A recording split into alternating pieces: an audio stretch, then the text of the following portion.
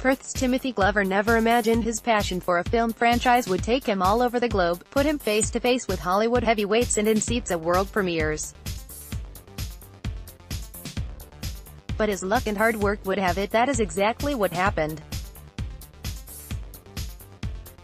The adventure began in 2014 with Mr. Glover and UK-based friend Jack Ewens developing an idea for a website that would fill in the gaps between Jurassic Park III, released in 2001, and 2015's Jurassic World.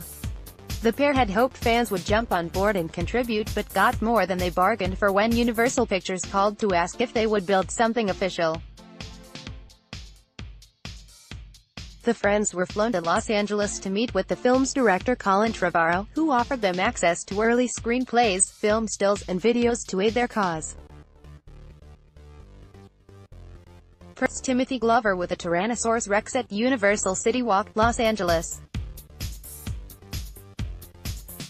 It was an incredible opportunity and one they would repeat when follow-up film, Fallen Kingdom, was in production. This time around we were tasked with emulating the same dinosaur protection group, DPG, that you see in the film and promoting the idea that the last remaining dinosaurs are under threat, Mr. Glover said. I think the key difference between the DPG and what we did first time around with Masrani Global was that we had an opportunity to showcase and talk about the dinosaurs in the film. About halfway through the campaign, Trevorrow, an executive producer and co-writer on Fallen Kingdom, reached out wanting to promote an antithesis to the DPG, an idea that became Extinction Now. Mr. Glover, from Como, said it was something the team wanted to do from the very beginning as it felt both ethical arguments had been constant themes throughout the franchise. Whilst the DPG was tasked at saving the dinosaurs, an anti-dinosaur group would be very much in favor of their re-extinction, he said. Jack Ewens, Fallen Kingdom director Ya Bayona, animation artist Manuel Bejarano and Timothy Glover at the Madrid premiere. The fifth film in the franchise has already topped $1 billion at the box office, and even before it premiered Mr. Glover knew there was a big job at hand. Jack and I would often remember we're dealing with a multi-billion-dollar franchise with many fans who have been invested for over 2 decades, he said, but then when the site and social content comes out and you see fans engaging so much with the content you kind of just sit back and watch it all unfold with a huge smile. Thanks to their hard work there were plenty of spoils, with their effort opening up incredible experiences. It's one thing to grow up watching these movies, but then to have the experience working with them and promoting them, it all kind of becomes surreal. Mr. Glover said, the set visit comes to mind because you're having a tour of the production studio and you find yourself standing in the creature workshop awestruck while you watch a team of creative artists working on a life-sized animatronic T-Rex. Then a few minutes later you're talking to people like Frank Marshall, who produced all those nostalgic 1980s films you grew up with.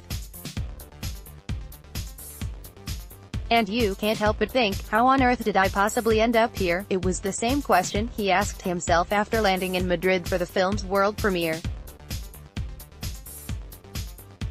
A promo shot for Jurassic Park, Fallen Kingdom. Picture, Universal Pictures. Mr. Glover had earlier attended Jurassic Park's 25th anniversary at Universal Studios when Trevorrow, who was moderating, invited him and Mr. Ewens to Spain. Unfortunately for the English-speaking duo, director J.A. Bayona had dubbed the film in Spanish for the local Madrid audience.